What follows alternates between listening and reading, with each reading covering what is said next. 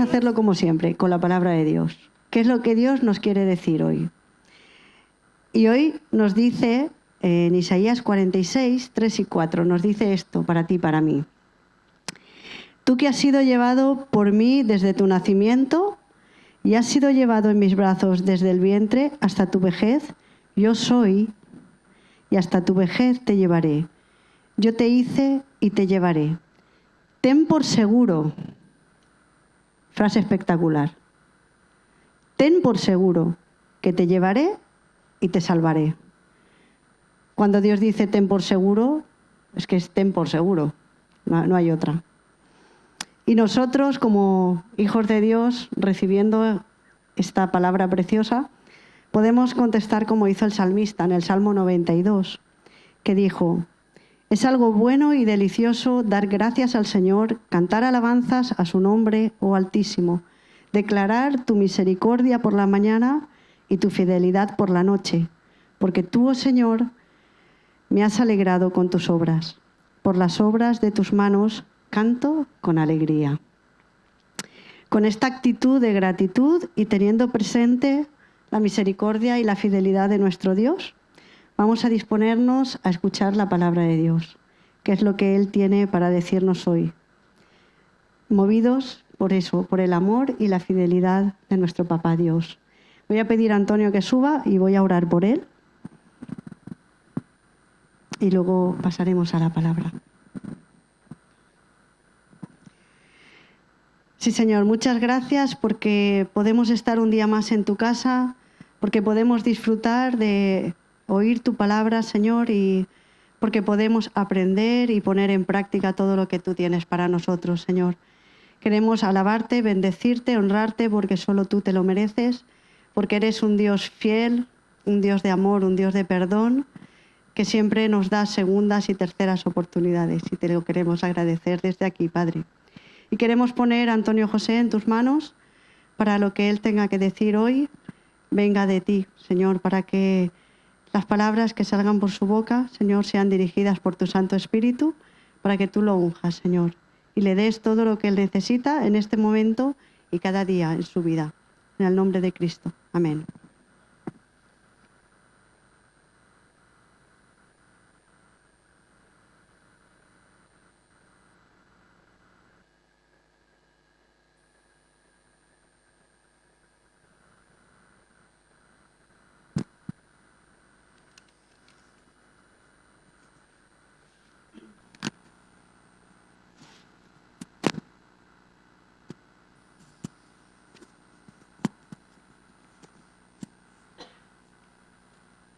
Bien, buenos días.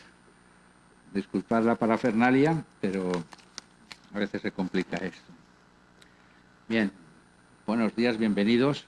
Hoy vamos a seguir con la serie que empezamos la semana pasada y que trataba sobre el discipulado. Básicamente trataba del discipulado con Jesús como modelo de maestro, modelo al cual los discípulos, es decir, en este caso, y aquí y ahora nosotros, tenemos que mirar y tenemos que considerar ciertos aspectos de qué es lo que Jesús enseñaba, decía y hacía, para conseguir nosotros llegar a la altura de lo que se nos pide a nosotros, o personas a la altura de Jesús. Ya sé que es una utopía, ya sé que es una cuestión que no vamos a poder alcanzar, pero el camino es tan importante que hay que tomárselo lo suficientemente en serio. La figura del maestro y el discípulo es algo que está muy extendido a lo largo de la historia, a lo largo de todas partes del mundo. En cualquier cultura, en cualquier civilización ha habido la figura de maestros y discípulos. Cuando se trata de un oficio, a lo mejor en vez de discípulos hablan de aprendices, pero la idea es la misma, alguien que sabe y enseña a otros. Así que en una institución tan extendida como esta, los roles de ambos personajes están bastante claros. El discípulo asimila, es decir, mucho más que escuchar y aprender, es decir, asimilar significa sacar la enseñanza y aplicarla. El discípulo asimila, imita y al final aprende del maestro.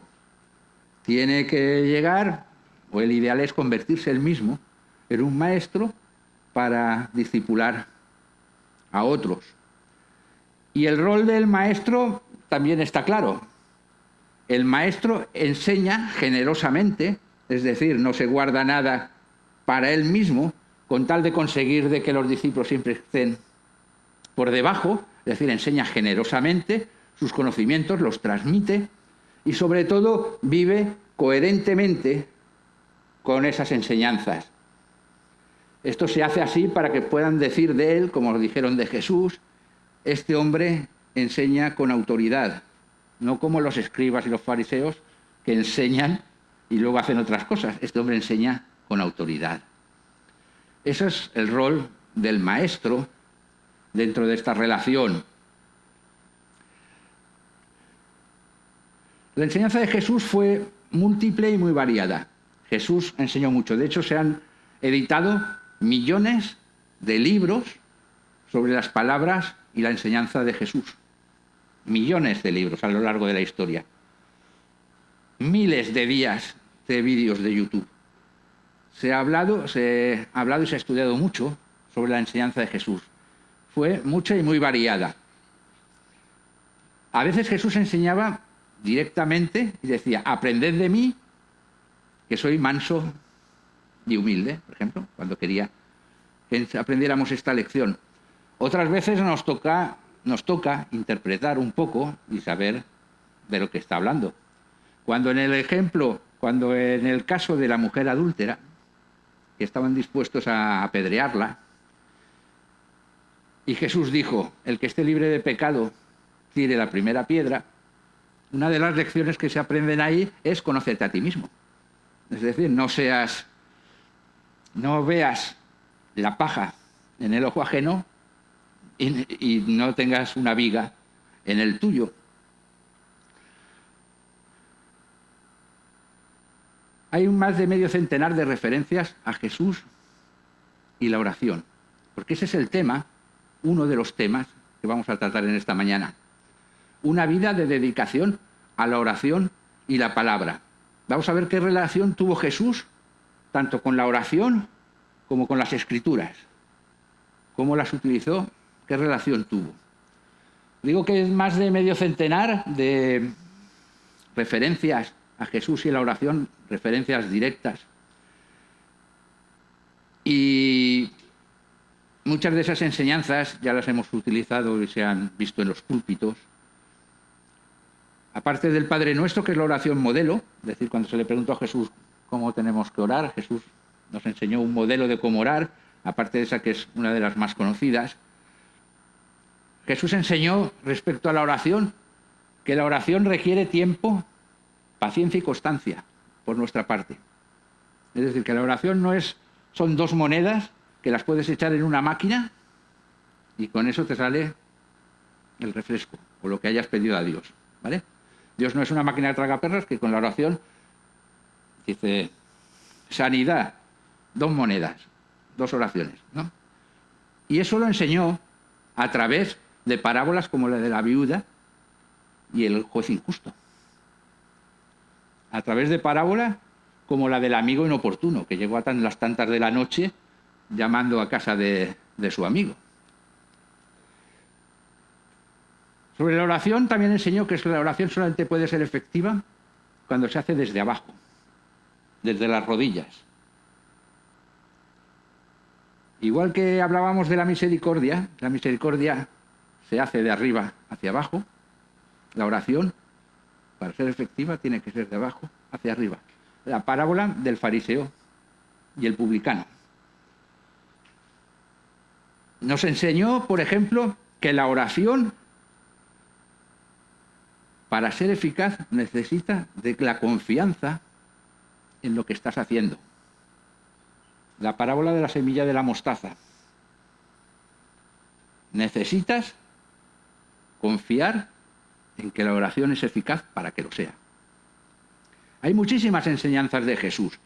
Tantas, como he dicho, que se han escrito y se han editado millones de libros, así que no voy a intentar ni siquiera resumirlas de todas las que hay. Pero sí que hay una cosa que cuando lo leí en un estudio me llamó mucho la atención, porque es algo que a lo mejor no nos lo hemos planteado sobre Jesús y la oración.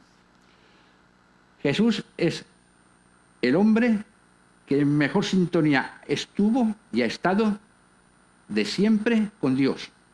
El que estaba más en línea. El que estaba más en el camino del Padre. ¿Sí o no? Jesús llegó a decir, el Padre y yo somos uno. Jesús decía, lo que el Padre me dice es lo que yo os cuento. ¿No? Jesús decía, estad unidos a mí de la misma manera que yo estoy unido al Padre. Así que Jesús era una persona en una gran sintonía con la voluntad de Dios. Entonces surge una pregunta, ¿por qué y para qué tenemos tantas referencias de que Jesús se iba a orar? ¿Por qué necesitaba tanto Jesús orar? Está claro que muchas de las veces es una función didáctica, es decir, nos está enseñando algo. Cuando oréis, hacedlo de esta manera. ¿Vale? Pero hay muchos pasajes en los cuales lo único que se nos dice es Jesús se apartó y se fue a orar. ¿Qué es lo que aprendemos ahí? Bueno, ahí yo creo que podemos aprender algunas cosas. Básicamente, buscar en qué situaciones Jesús se apartaba y iba a orar, generalmente solo, a un lugar apartado. ¿Qué es lo que estaba pasando? ¿En qué situaciones estaba? Pues curiosamente, gran parte de esas ocasiones en las cuales Jesús se retiraba para irse a orar solo, era cuando estaba hasta aquí de faena. Cuando había multitudes de gente pidiéndole consejo, intentando ponerle trampas, sanando enfermos, echando fuera demonios, las multitudes agobiándole, muchas veces en los textos dicen, y Jesús lo dejó y se retiró a orar. Yo creo que aquí podemos aprender una lección, es decir, y es que Jesús necesitaba estar en oración con el Padre. Y con eso no estoy humanizando demasiado a Jesús, porque Jesús era Dios y hombre verdadero. Y Jesús necesitaba estar en comunión con el Padre. Y lo necesitaba de tal manera que no le importaba si tenía que hacer un paréntesis en sus actividades. Eso hoy es un poco más difícil de comprender.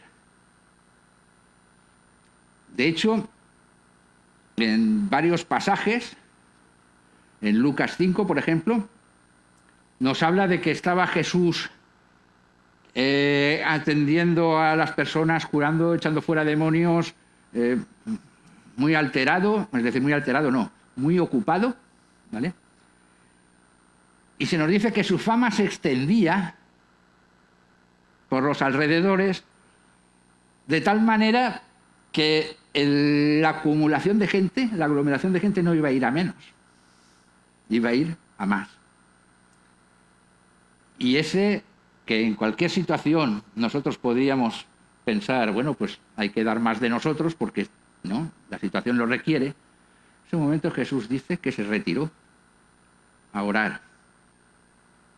Y en Marcos 1 se nos cuenta que Jesús estaba desde la puesta del sol, porque las leyes, bueno, la gente tenía miedo de lo que dijeran, así que iban a ver a Jesús cuando ya había pasado, se había puesto el sol, que ya era otro día distinto. Dice que a la puesta del sol una gran multitud fue a ver a Jesús.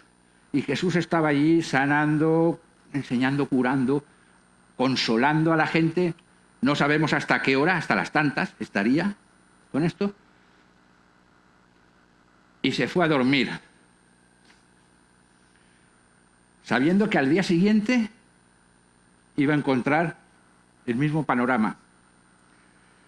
¿Nos ha pasado a vosotros que llegáis por la noche a veces a casa y le dices, yo pocas veces porque no sé de eso, pero le dices a tu mujer, mira, no quiero ni cenar, directamente me voy a ir a la cama, que mañana me espera un día, hoy he tenido un mal día, pero es que mañana me espera un día de cuidado? Bueno, pues Jesús, a la hora que fuera, se acostó y nos dice que se levantó temprano para irse a orar. Esa es la importancia que le daba Jesús a la oración. ¿Por qué necesitaba orar Jesús? Jesús necesitaba orar para estar en comunión con el Padre.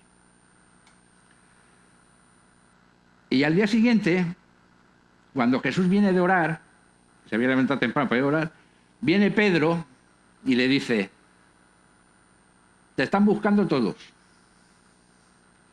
Y aquí interpreto yo a Pedro. Vamos a ver, Jesús, ¿no ves que te están esperando? Aquí la gente. Han venido de todos los pueblos alrededor. Es decir, yo creo que tienes un compromiso con ellos, que han venido desde tan lejos. Todos te están buscando. Pero Jesús es capaz de poner la oración en primer lugar. Porque sabe que es una fuente. Sabe que es una fuente. Y de ahí puede beber. También vemos que Jesús se va a orar cuando necesita tomar decisiones importantes. antes de elegir a los 12 discípulos, ¿qué es lo que hizo Jesús? Oró, se fue a orar. Vemos que cuando hay momentos complicados en la vida, que los hay y que vienen sin buscarlos, Jesús busca consuelo y busca dirección en la oración. Cuando vienen y le dicen que su mentor, o su predecesor más bien, Juan el Bautista ha muerto, ¿qué es lo que hace Jesús? Eso. Jesús se fue a orar. Cuando se tiene que enfrentar a la tortura y a la muerte, que estaban ya ahí, ¿qué es lo que hizo Jesús? Oró. Esa es la importancia de los momentos a los cuales Jesús recurre a la oración.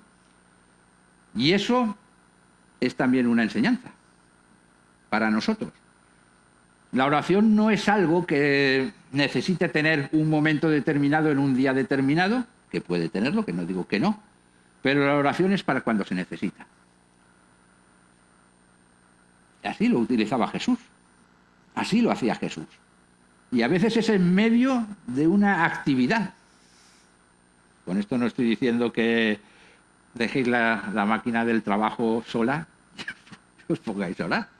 Estoy diciendo que los momentos y las necesidades, cada uno debe saber cuáles son y priorizar la oración, porque Jesús lo hacía. Jesús y la palabra.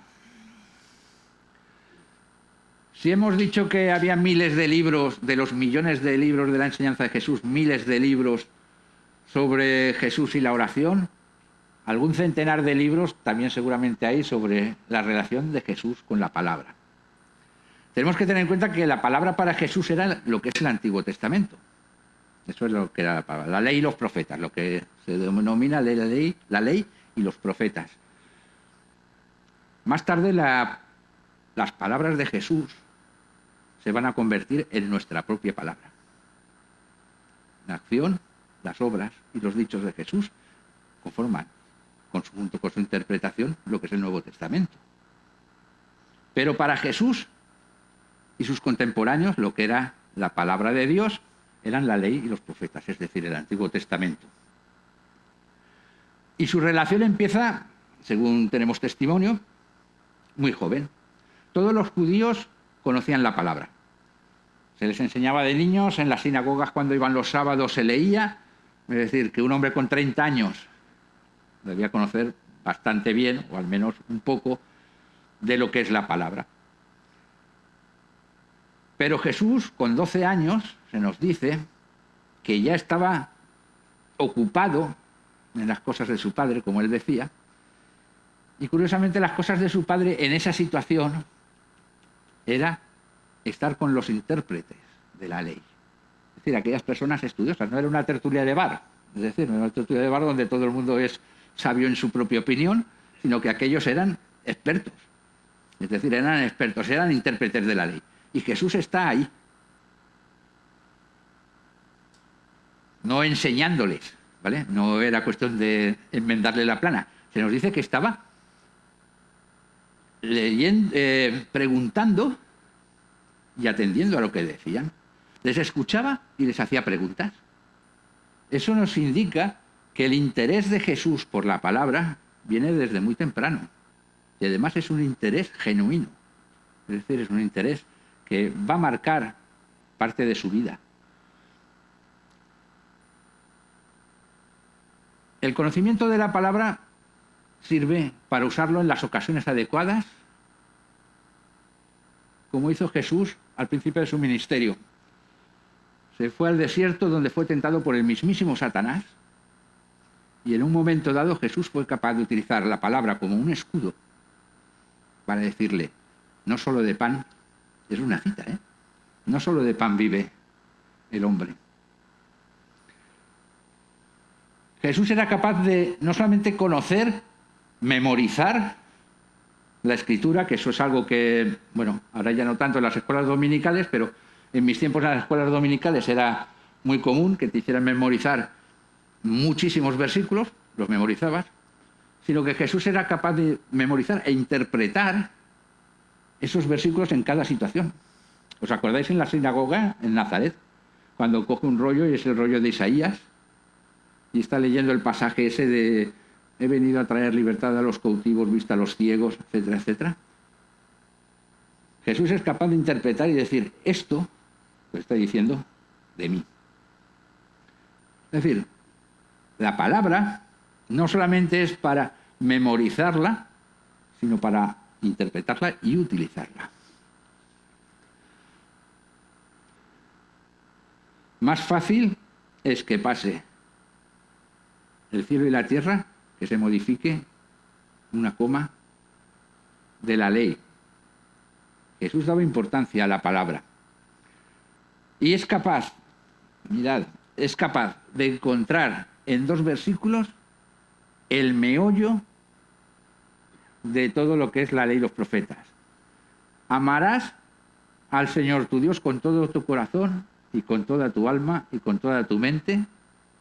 Este es el primero y gran mandamiento. Y el segundo es semejante. Amarás a tu prójimo como a ti mismo. De estos 2 mandamientos depende la ley y los profetas. Y disculpadme porque lo tenía todo aquí. Me ha pasado lo mismo en el primer. Me pongo ahí, no. Bueno. Ya esto lo habéis visto, ¿no? Aquí. Jesús es capaz de condensar en Mateo 22, los versículos estos que hemos leído, todo lo que es la ley y los profetas. Para eso se necesita un conocimiento muy amplio de las Escrituras. Pero no solamente un conocimiento, sino un discernimiento muy agudo de lo que era importante y de lo que no lo era tanto. No solamente eso, sino que Jesús conocía las biografías bíblicas, pues igual que un niño de una escuela dominical de hace 30 años las conocía. Una vez citó un pasaje de la vida de David. En otra ocasión, cuando le pidieron señales, citó al profeta Jonás. Es decir, Jesús conocía las Escrituras. Incluso en los momentos complicados, sabía que no había que torcer las Escrituras, sino que había que interpretarlas según el prisma de Dios. Como está escrito, el Hijo del Hombre, se refería a él, claro, tiene que padecer mucho y ser tenido en nada. Eso estaba en las Escrituras y podía habérselo ahorrado. Pero Jesús era honesto en todo momento. Y es que la Escritura y la oración son 2 caras de la misma moneda. Son 2 caras de la misma moneda. Se trata de la comunicación. Se trata de la comunión. La oración y la palabra son las 2 grandes autopistas por donde el hombre y Dios se comunican. Hay otros caminos más pequeños, pero el gran flujo por donde pasa la comunicación entre Dios y el hombre pasa por la oración y por las Escrituras. Por eso, y de ahí la importancia de ambas 2. Lo que Jesús enseñaba, dándole tanta importancia tanto a la oración como a la palabra, es que el flujo de comunicación con Dios debe ser constante, debe ser fluido y debe ser algo que nos resulte de forma natural. Gracias a Dios que ha abierto estos canales, con los cuales nosotros podemos recibir su palabra, porque al fin y al cabo esto es la mente de Dios, esto es la mente, la voluntad de Dios, esto es lo que Dios quiere y piensa, y lo tenemos aquí, en las Escrituras. Y gracias porque Dios nos ha permitido comunicarnos con Él. No es un Dios que vive en su monte del Olimpo y que deja a sus criaturas al libre albedrío. Dios nos ha dado la oración y la palabra. Jesús lo sabía. y por eso lo enseñaba de esta manera. Que el Señor nos bendiga.